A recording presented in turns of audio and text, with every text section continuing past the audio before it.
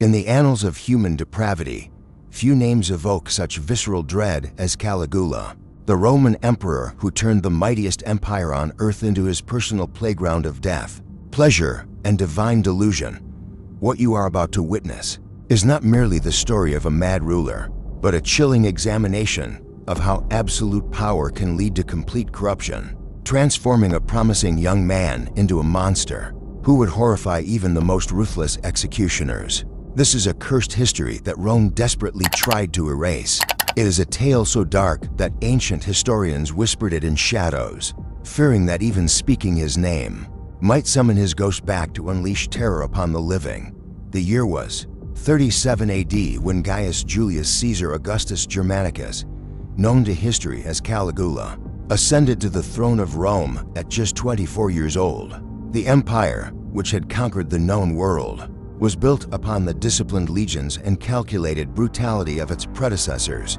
Now, it was about to witness for years of madness that would redefine the very concept of tyranny. What began as the promising reign of a beloved prince would spiral into an orgy of violence so extreme that it would shock even a civilization accustomed to crucifixions and gladiatorial combat.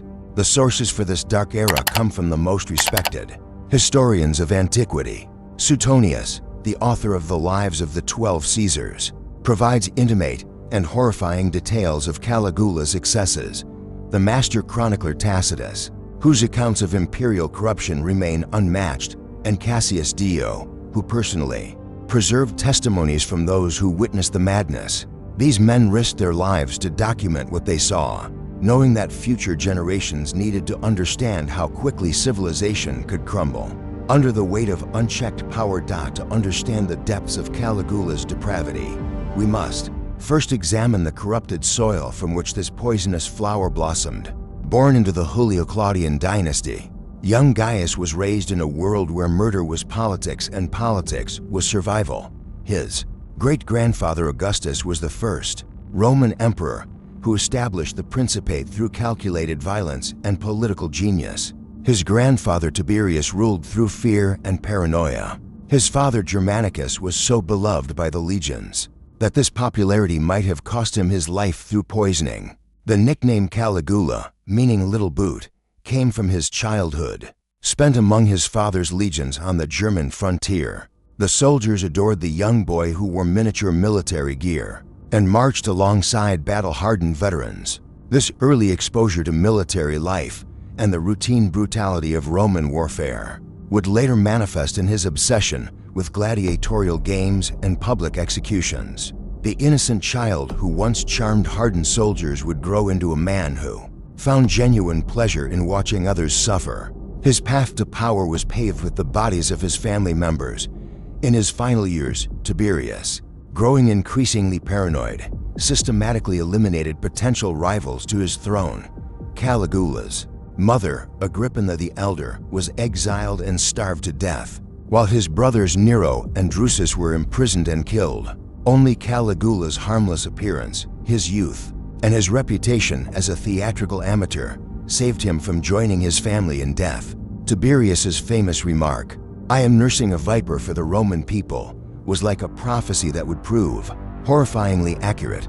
With Tiberius's death in 37 AD by some accounts, he was possibly smothered by Caligula himself. The young prince inherited an empire that spanned from Britain to Egypt and from Spain to Syria.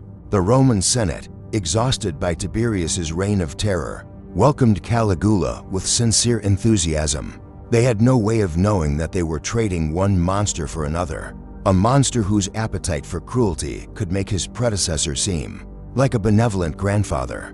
Caligula's first months as emperor heralded the beginning of a golden age for Rome. The young ruler distributed generous bonuses to the Praetorian Guard, the city cohorts, and the fire brigades, buying their loyalty. With the blood money of his predecessors, he recalled political exiles, released prisoners, and presented the imperial budget for public review, gestures that earned him immense popularity among both the elite and common citizens. The Roman people, starved for hope after years of Tiberius's grim rule, embraced their charismatic young emperor with a fervor bordering on worship. He organized spectacular gladiatorial games and chariot races, spending lavishly on public entertainment that mesmerized the masses. Exotic animals brought from all corners of the empire were slaughtered for the crowd's amusement, while the finest gladiators fought to the death in duels that lasted from dawn until dusk. Caligula himself presided over these spectacles with a noticeable joy, his laughter echoing through the arena as men died for his entertainment. What the crowd interpreted as generous patronage was actually the first glimpse of his pathological relationship with violence and death. During this honeymoon period, Caligula also completed several of Tiberius's unfinished construction projects and initiated new public works that employed thousands of citizens. He restored the theater of Pompey and built a new amphitheater, monuments of Roman engineering that masked the growing darkness in his soul. Foreign envoys reported that the young emperor was intelligent and well-spoken, handling diplomatic matters with surprising competence for someone so young and inexperienced. However, even in these early months, careful observers noticed disturbing signs. Caligula's laughter during the gladiatorial games was too loud, too genuine, and lasted too long after the crowds had fallen silent. His eyes followed the blood as it pooled in the arena sand, and palace servants whispered that he sometimes secretly returned to the empty amphitheater at night, walking alone through the corridors where men had died just hours before. The seeds of madness, watered by the intoxicating wine of absolute power, had already begun to sprout. In the 8th month of his reign, Caligula was struck by a mysterious illness that would mark his transformation from a promising young emperor into the monster that history remembers. Ancient sources describe symptoms that modern medical experts have theorized could be anything from encephalitis to temporal lobe epilepsy, but the exact nature of his illness remains one of history's most debated mysteries. What is certain is that the man who rose from his sick was fundamentally changed, as if the fever had burned away whatever humanity remained in his soul. Suetonius records that during his illness, the Roman people were so concerned for their beloved emperor that they held vigils outside the palace, with some citizens even vowing to sacrifice their own lives to the gods if Caligula recovered. The irony of these prayers would only become apparent later, when those same citizens would pray just as fervently for his death. The gods, it seemed, had a cruel sense of humor. They granted the first prayer while ensuring the second would become necessary. When Caligula finally recovered, those in the palace immediately noticed changes in his behavior. His voice had acquired a harsh, grating quality that made listeners uncomfortable, and his eyes gained an unsettling intensity that seemed to look through people rather than at them. He began claiming to have conversations with the gods, asserting that Jupiter spoke to him directly and that he could see divine visions invisible to mortal eyes. These supposed divine communications would later be used to justify his most extreme acts of cruelty and self-deification. The illness also seemed to awaken in Caligula a boundless appetite for cruelty that went far beyond the ordinary violence expected of Roman rulers. Before his sickness, he had shown a typical aristocratic indifference to suffering. Afterward, he actively sought opportunities to inflict pain and humiliation. For perceived slights, he would spend hours devising elaborate punishments, taking as much pleasure in the creativity of his tortures as in their execution. The transformation was so complete that some historians have suggested the illness might have been a form of brain damage that destroyed his capacity for empathy, while leaving his intelligence intact. The first clear sign of Caligula's mental deterioration came through his increasingly erratic behavior toward those closest to him. He forced his beloved sister Drusilla to divorce her husband and live with him as his wife, openly engaging in incestuous relations that scandalized even the morally flexible Roman aristocracy. When Drusilla died suddenly in 38 AD, Caligula declared her a goddess and made the denial of her divinity a capital offense. He spent months in mourning, during which it became a crime punishable by death to laugh, bathe, or dine with one's family. His paranoia began to manifest in deadly ways as he started seeing conspiracies everywhere.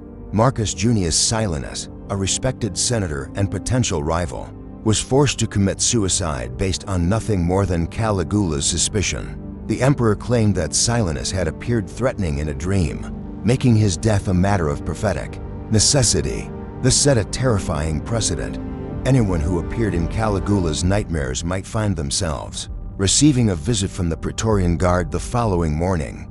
As his megalomania grew, Caligula's relationship with the Roman Senate rapidly deteriorated. He began appearing before them dressed as various gods, sometimes as Jupiter with a false beard and thunderbolt, other times as Neptune with a trident, and occasionally as Venus in women's clothing and cosmetics. He demanded that senators approach him on their hands and knees, kissing his feet before being allowed to speak. Those who showed even the slightest hesitation were marked for execution. Their property was confiscated to fund his increasingly extravagant lifestyle. The emperor's mood swings became legendary for their unpredictability and violence. He might start a dinner party in jovial spirits, regaling guests with witty conversation and elaborate entertainment, only to suddenly order the immediate execution of a random attendee. For an imagined slight, dinner guests learned to smile and laugh at his jokes while mentally preparing for the possibility that they might not survive the evening.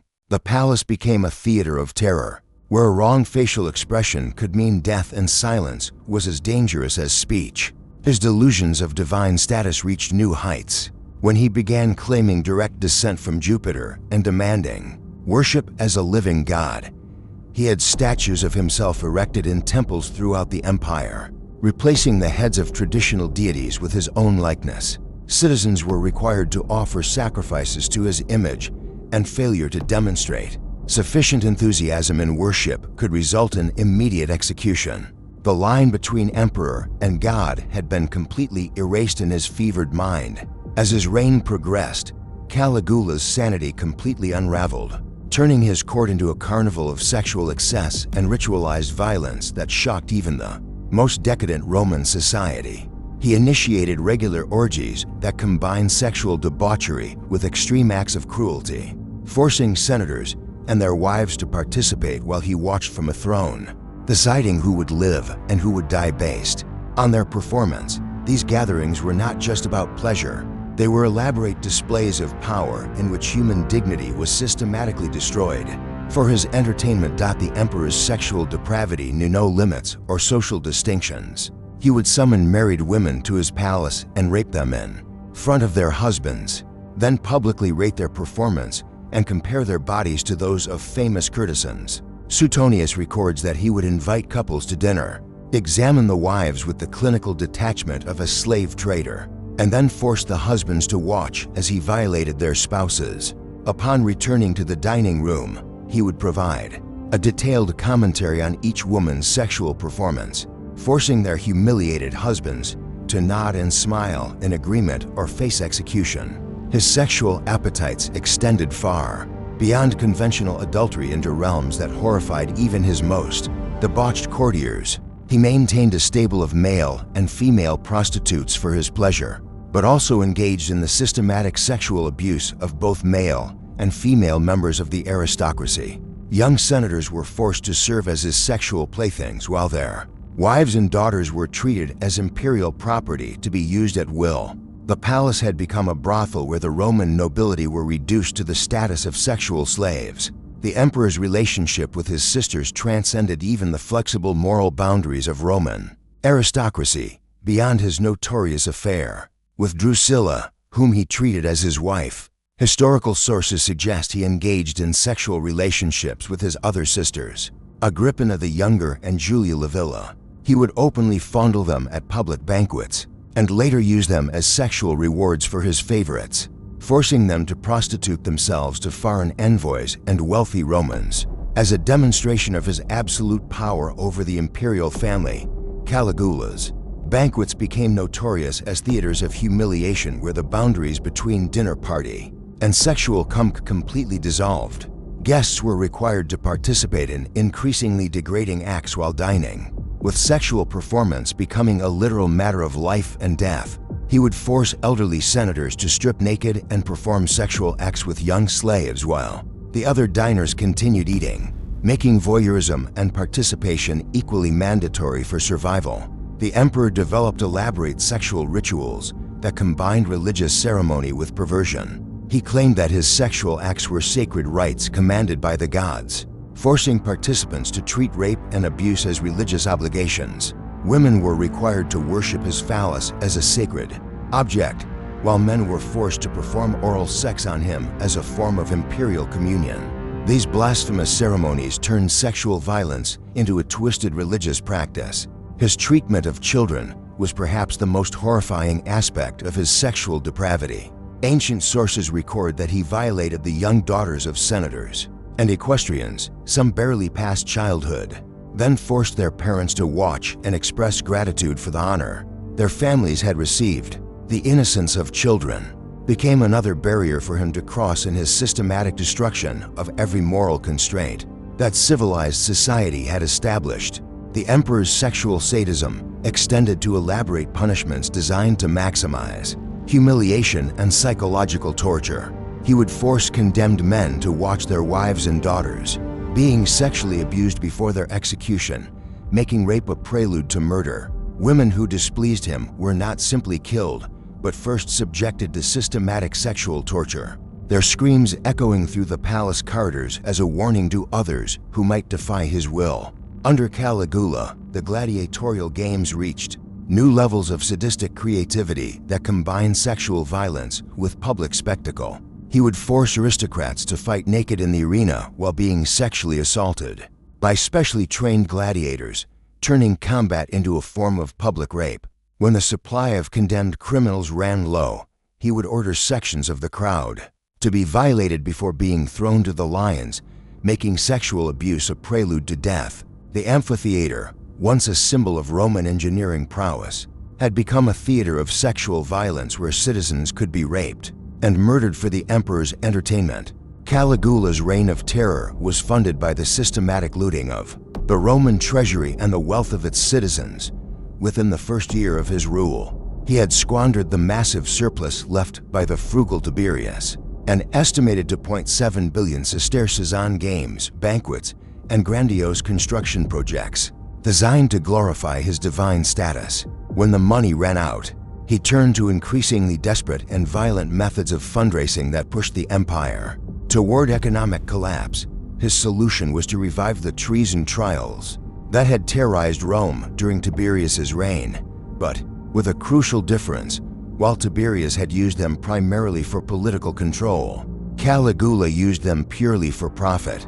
Wealthy citizens found themselves accused of imaginary crimes against the emperor's divine person. Their property was confiscated before they were executed or forced into exile.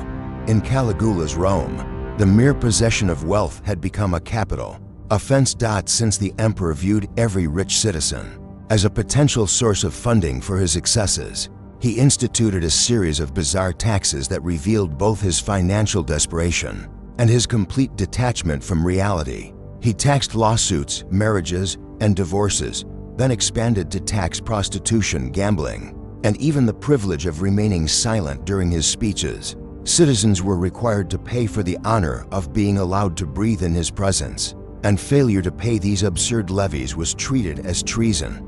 The Roman economy, built on centuries of conquest and trade, was being cannibalized to feed one man's insatiable appetite for luxury and cruelty. Perhaps the most blatant sign of his madness was Caligula's decision to appoint his favorite horse, Tacitus, as consul, the highest civilian office in the Roman government.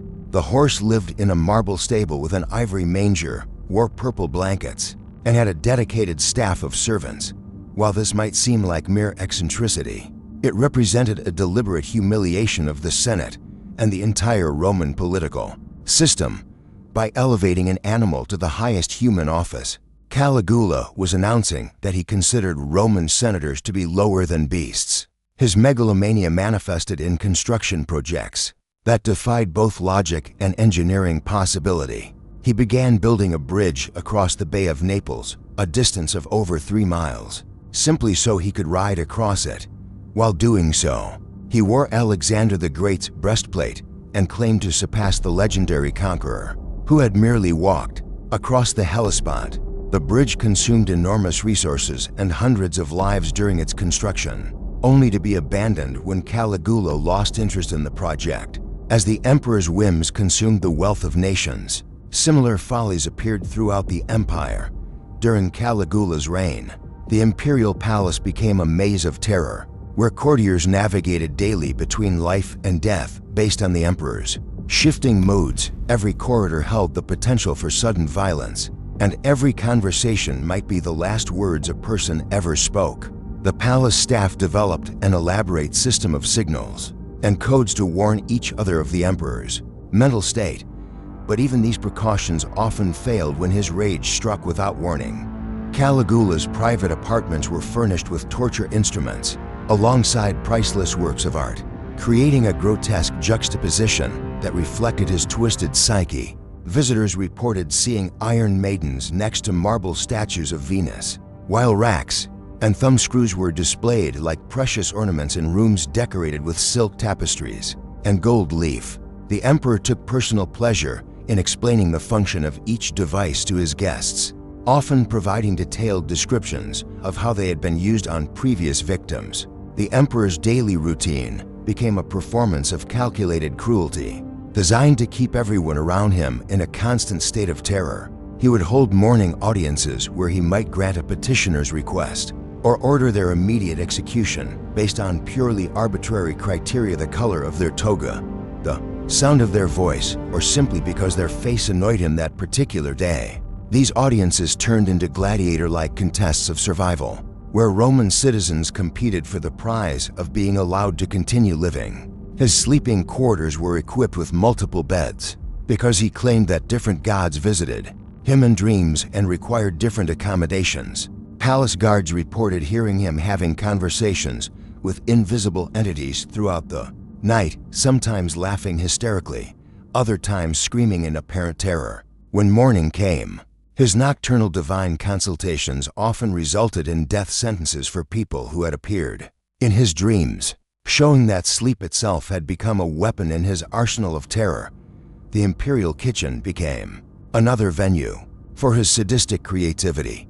Caligula would force his guests to eat dishes made from human flesh, claiming it was a delicacy enjoyed by the gods. Whether the meat was actually human or merely presented as such is debated by historians, but the psychological impact was identical. A combination of fear and carefully orchestrated humiliation turned proud Roman citizens into cannibals. The dining hall, once a place of civilized discourse, had become a chamber of horrors where any meal might be your last. Caligula's relationship with the Roman military revealed the depths of his delusion and the extent to which absolute power had corrupted his judgment.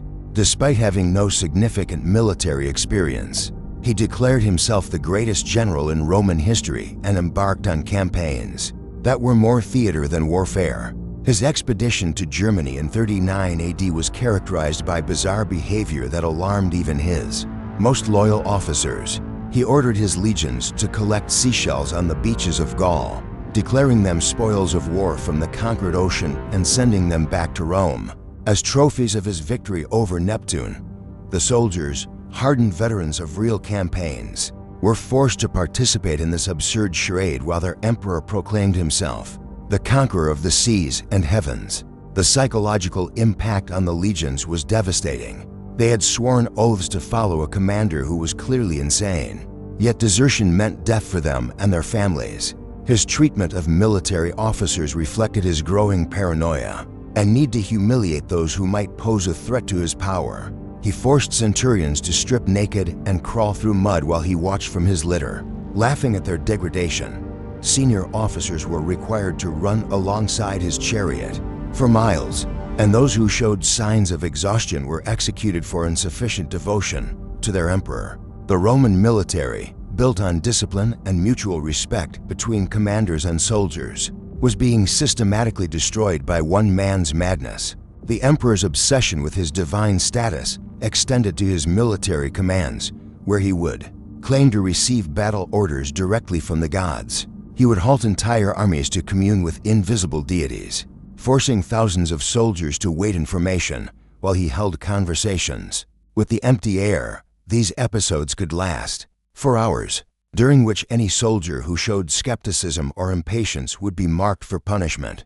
The logistics of maintaining an army ground to a halt when the commanding officer was more concerned with his divine hallucinations than military strategy. Perhaps the most revealing sign of his military incompetence was his planned invasion of Britain, which he abandoned at the last moment when he claimed that Neptune had warned him against crossing the English Channel. Instead of admitting failure, he declared victory over the British without ever setting foot on their shores, then returned to Rome to celebrate a triumph based on entirely fictional conquests. The Roman people, desperate to believe in their emperor's competence, participated in the celebration, even though many suspected the truth. By 41 AD, Caligula's reign of terror had pushed even his closest supporters to the breaking point. The Praetorian Guard, once loyal protectors of the imperial family, had become instruments of his cruelty, forced to carry out increasingly bizarre and violent orders that violated every principle of Roman honor and military discipline. The officers who had sworn to protect the emperor with their lives began to see him as a greater threat to Rome than any foreign enemy. Cassius Dio, a senior centurion of the Praetorian Guard, emerged as the leader of the conspiracy against Caligula. Dio had been repeatedly humiliated by the emperor, who mocked his high-pitched voice and forced him to use passwords like Priapus and Venus that were designed to embarrass a career soldier.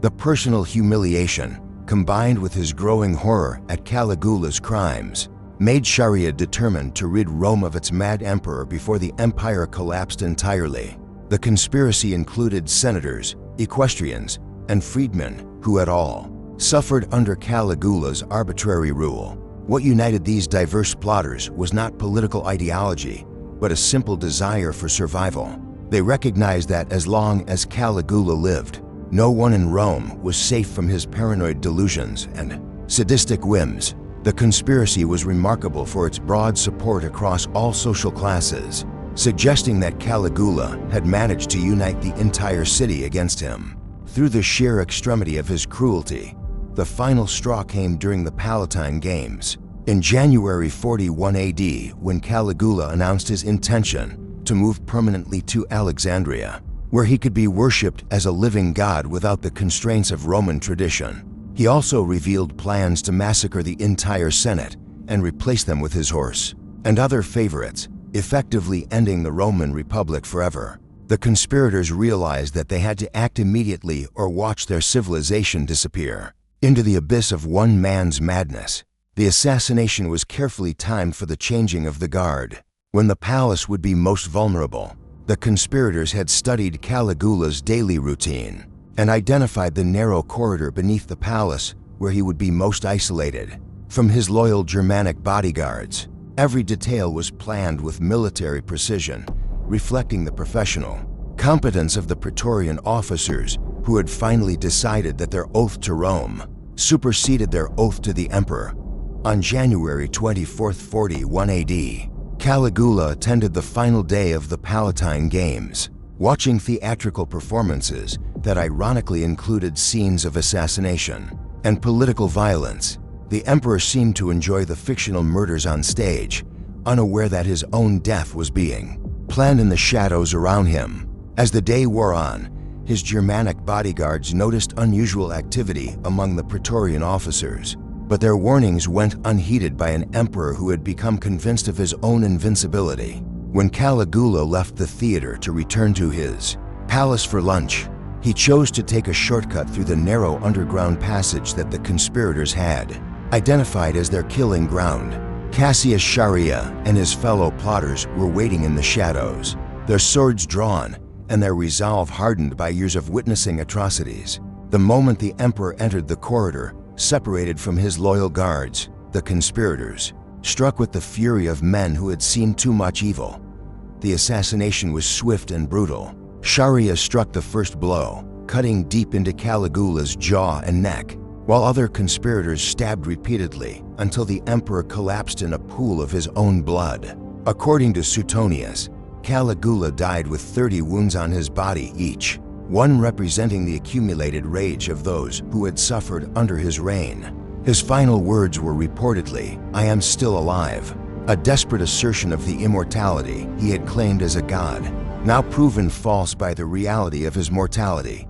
The immediate aftermath of the assassination revealed the extent to which fear had paralyzed the Roman government. The Senate, rather than celebrating their liberation, initially panicked at the news of Caligula's death, terrified that his Germanic guards would massacre them in revenge. The Praetorian Guard themselves were divided between those who had participated in the conspiracy and those who remained loyal to the imperial family.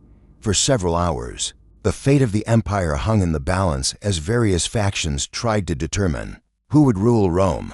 The conspirators had planned the assassination, but failed to prepare for the succession, an oversight that nearly plunged Rome into civil war. The discovery of Caligula's uncle Claudius hiding behind a curtain in the palace provided an unexpected solution. The Praetorian Guard proclaimed him emperor more out of desperation than conviction. The choice proved fortunate for Rome, as Claudius would restore stability and competent governance to an empire that had nearly been destroyed by 4 years of madness. The reign of terror was over, but the scars it left on Roman society would take decades to heal. The assassination of Caligula marked the end of one of history's most psychologically disturbing reigns, but the impact of his 4 years of terror extended far beyond his death. The Roman Empire had been fundamentally changed by the experience of absolute tyranny, and the institutions that had once seemed unshakable were revealed to be as fragile as the sanity of the man who ruled them. The conspiracy that killed him demonstrated both the resilience of human dignity in the face of extreme oppression and the ultimate fragility of unchecked power. Ancient historians struggled to comprehend how a civilization as sophisticated as Rome could have produced and tolerated such a monster. Suetonius, writing decades after Caligula's death, still seemed incredulous at the extremity of the emperor's cruelty, while Tacitus used the reign as a cautionary tale about the dangers of absolute power. These writers understood that Caligula was not merely an aberration, but a warning about what could happen when institutional safeguards failed, and power was concentrated in the hands of a single individual.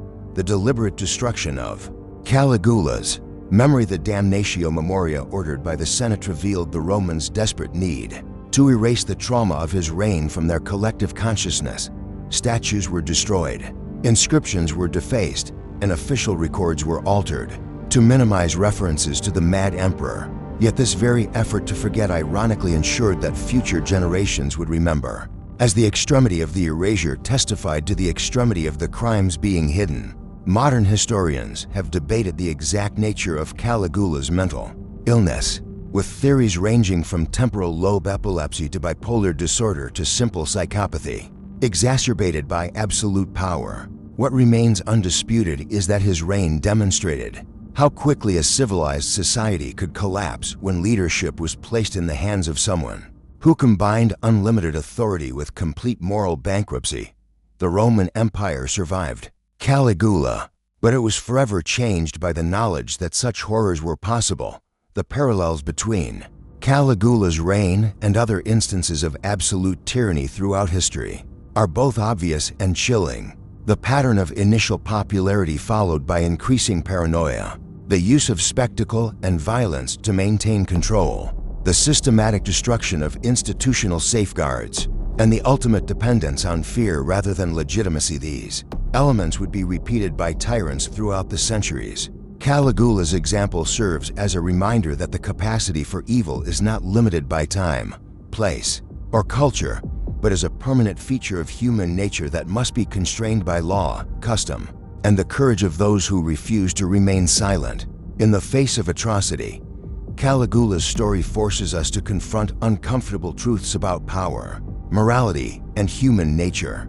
It reminds us that civilized behavior is not the natural state of humanity, but an achievement that must be constantly maintained and defended. When we witness the systematic destruction of human dignity, when we see power wielded without restraint or accountability, when we observe the reduction of human beings to objects for the amusement of their rulers, we are seeing the same forces that transformed a promising young Roman prince into one of history's most notorious monsters. The lesson of Caligula is not just about ancient Rome. It is about the eternal vigilance required to prevent such horrors from recurring in any time or place where human beings exercise power over other human beings.